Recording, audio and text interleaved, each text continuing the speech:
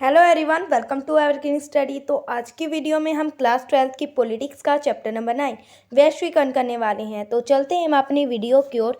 तो वैश्वीकरण का अर्थ क्या होता है, जो हमारे चैप्टर का नाम है। तो वैश्वीकरण का अर्थ होता है प्रवाह।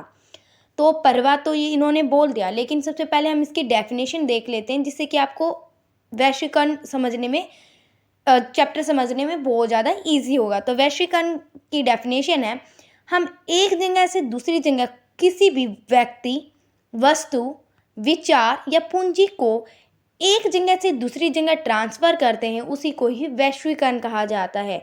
तो इसके साथ ही हम कुछ एग्जांपल देखते हैं, जिससे कि आपको और ज़्यादा अच्छी तरीके से समझ आ जाए। जैसे प्रवाह तो उन्होंने बोल दिया, तो प्रवाह भी कई तरह के हो सकते हैं। जैसे विचारों को, तो विचारों का कैसे हो सकता है, जैसे कि कई बार क्या है, हम यूट्यूब वगैरह पे क्या है, हम एक देश से दूसरे देश की कंट्रीज़ के क्या आइडिया देखते हैं। तो ये क्या है, एक वैश्वीकरण है, क्योंकि हम उनसे जुड़े हुए हैं किसी तरीके से। वस्तुओं से, जैसे वस्तु क्या है, जैसे कि नीली जीन्स अमेरिका की पहनावा है, जिसे कि हम आज भी अपनी कंट्रीज़ में वो चीज़ें देख सकते हैं। तो क्या है, ये वैश्वीकरण का उदाहरण है, पूंजी का, इकोनॉमिक रूप से। जैसे कि पैसे की लेन देन होती है, कई बार आप भी अपनी कंट्री में यूरोप की डॉलर्स, ये सारी करेंसी देखते हो। तो सेम एज वो भी हमारी देश की करेंसी देखते हैं। वहीं लोग क्या है, अपनी आजीविका के लिए, अपने कमाई का साधन के लिए क्या है, एक देश से दूसरे देश जाते हैं। इसी को ही ग्लोबलाइजेशन कहते हैं। या फिर जो स्टूडेंट होते हैं, स्टडी करने के लिए एक देश से दूसरे देश जाते हैं, इसको भी क्या कहते हैं, वैश्वीकरण कहा जाता है। के कारण, तो वैश्वीकरण के कारण क्या हो चुका है, तो वैश्वीकरण को किस चीज़ से बढ़ावा मिला है, जैसे प्रौद्योगिकी आ गई है, जिससे कि वैश्वीकरण और ज़्यादा उभर के आ रहा है। जैसे कि टेक्नोलॉजी आ गई है, आप एक जगह से दूसरी जगह की बात 2 मिनट में ही हासिल कर रहे हो टेक्नोलॉजी आने से, जैसे कंप्यूटर के द्वारा, इंटरनेट के द्वारा। तो क्या आप अनदर कंट्री की जो क्या है इंफॉर्मेशन आपको ईजिली प्रोवाइड हो रही है, बाय टीवी के द्वारा भी हो रही है, रेडियो के द्वारा भी हो रही है, न्यूज़पेपर के द्वारा। क्या है, टेक्नोलॉजी आ गई है आपके टाइम में, टेलीफोन आ गया, टेलीग्राफी आ गई है, जिससे कि क्या है, आप यूट्यूब, इंस्टाग्राम, इनसे क्या है, जुड़े हुए हो अनदर कंट्रीज़ के साथ। मुद्रा तकनीकी आई है, जिससे वैश्वीकरण को और ज़्यादा बढ़ावा मिला है। जैसे कि पहले के टाइम में क्या करते थे लोग, 1-2 घंटे तक उस किताब को लिखते रहते थे, लेकिन अब की बार आप देखो तो आप जल्दी से जल्दी 1 सेकंड के अंदर बहुत सारी कॉपीज़ निकाल सकते हो प्रिंटर के द्वारा। तो क्या है, वैश्वीकरण को इससे बढ़ावा मिला है। वैश्वीकरण एक बहुआयामी अवधारणा है। ये क्यों कहा गया, क्योंकि वैश्वीकरण राजनीतिक रूप से भी हो सकता है, आर्थिक रूप से और सामाजिक रूप से भी हो सकता है। तो इनको हम एक एक बार देखेंगे कि ये क्या है, तो जिससे कि आपको समझने में इजी होगा। सबसे पहले आता है राजनीतिक वैश्वीकरण। राजनीतिक वैश्वीकरण क्या होता है, सरकार है जो हमें किसी ना किसी रूप में जुड़ी हुई है, उसे ही राजनीतिक वैश्वीकरण कहा जाता है। राजनीतिक वैश्वीकरण के परिणाम क्या होते हैं, तो सबसे पहले क्या है, सरकार की नीति, कार्य, भूमिका में बदलाव आया। सबसे पहले क्या होता था, सरकार अपनी मनमानी करती थी, लेकिन क्या है, अब लोगों को अपनी भूमिका का पता चल गया कि सरकार हमारे साथ क्या करती है। तो वो टेलीफोन वगैरह से जुड़ी हुई हैं कि हमें ये सब कुछ हित मिलना चाहिए, जिससे क्या है, सरकार की नीति और कार्यों में बदलाव आया है।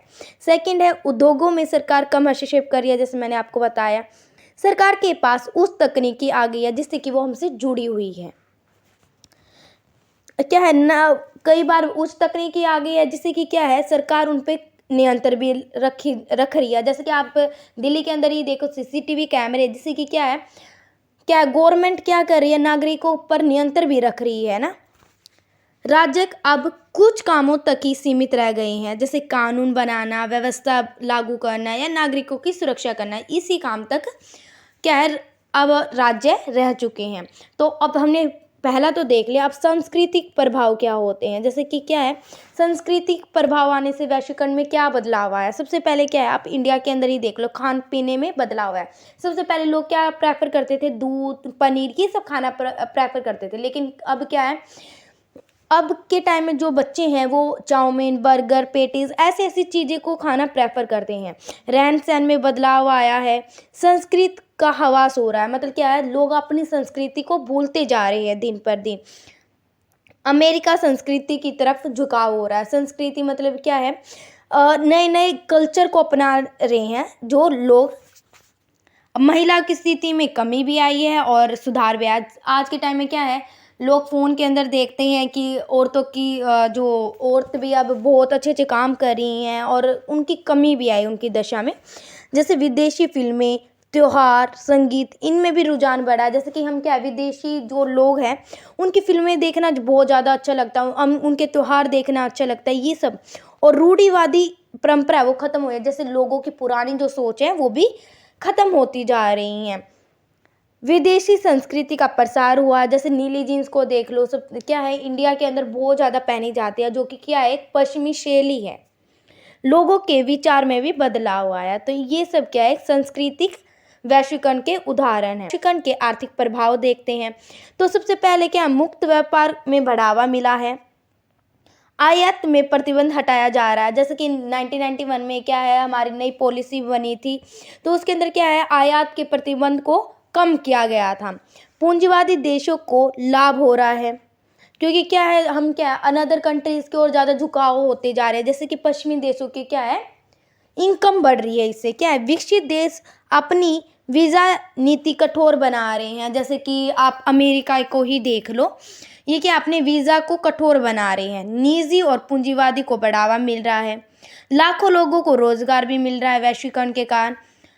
बाजार में प्रतिस्पर्धा आ गई है। लोग क्या है नई नई टेक्नोलॉजी बनाने के लिए आविष्कार करते जा रहे हैं, नई नई चीज़ें बनाते जा रहे हैं।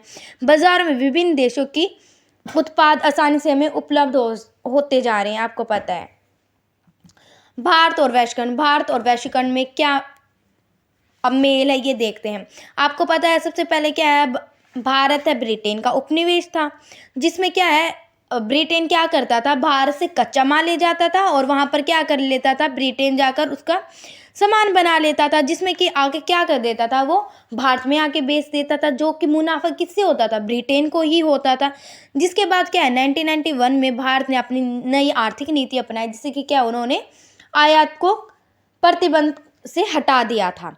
अब क्या है हमने इतनी अच्छी अच्छी बातें तो देख ली, लेकिन वैश्वीकरण के कारण लोगों ने विद्रोह भी करना स्टार्ट कर दिया। क्यों करा है वामपंथी और दक्षिणपंथी जो लोग होते हैं उन्होंने वैश्वीकरण का विद्रोह करा है। सबसे पहले देखते हैं वामपंथी लोग कौन होते हैं और दक्षिणपंथी लोग क्या होते हैं। जो वामपंथी लोग कौन होते हैं जो कम्युनिस्ट पार्टीज होती हैं, और दक्षिणपंथी क्या होते हैं जिन्हें खुले विचार होते हैं जिनके। ठीक है वामपंथी लोग क्या कहते हैं कि इससे क्या हुआ है पूंजीवादियों को ही हवास हुआ है, क्योंकि क्या है धनी लोग तो धनी होते जा रहे हैं और गरीब उससे भी गरीब होते जा रहे हैं। तो ये वामपंथी लोगों को कहना है। वहीं राज्य कमज़ोर होता जा रहा है उनका कहना है वामपंथी लोगों का, और उसके साथ ही वो क्या कह रहे हैं कि अब जो राज्य है क्या कर रही है गरीबों के हितों की रक्षा नहीं कर रही है। और इसके अलावा जो दक्षिणपंथी लोग क्या कह रहे हैं कि इससे राजनीतिक आर्थिक और संस्कृति में भी बुरा असर पड़ा है। उनका कहना है कि अब लोग क्या है नई नई कल्चर को अपना रहे हैं, जिससे कि क्या वो अपना ही कल्चर है वो खोते जा रहे हैं। उसके साथ ही आप देख लो वैश्वीकरण के कारण सिर्फ भारत में नहीं अन्य अन्य कंट्रीज़ है ना उनमें भी विद्रोह चल रहा है। इसके लिए उन्होंने बनाया है WSF क्या होता है वर्ल्ड सोशल फोरम होता है, जिसके अंतर्गत क्या बहुत सारी कंट्रीज मिलकर क्या करती हैं ये वैश्वीकरण का विद्रोह करते हैं। जिसके अंदर कौन कौन होता है जैसे मानवाधिकार करता होते हैं जो मानव की रक्षा करते हैं, पर्यावरणविद होते हैं, मजदूर होते हैं, युवा होते हैं, महिला होते हैं, ये एकजुट होते हैं और क्या करते हैं वैश्वीकरण का विद्रोह करते हैं। उन्होंने कौन सा मंच बनाया है वर्ल्ड सोशल फोरम बनाया है। तो उन्होंने बनाया तो सबसे पहले इसकी मीटिंग कब होती है 2001 में होती है, ब्राज़ील में होती है। और ये याद रखना 2004 में मुंबई में हुई थी, इंडिया में पहली बार हुई थी ये। और अब सबसे लास्ट जो मीटिंग है 2018 में हुई है ब्राज़ील के अंदर। और कई बार क्वेश्चन आ जाता है कि वर्ल्ड सोशल फोरम का हेडक्वार्टर कहाँ है, तो ब्राज़ील में ही है। ठीक है तो ये वीडियो है हमारी यहीं ख़त्म होती है। Thank you for watching. If you like our video then like share and subscribe my channel.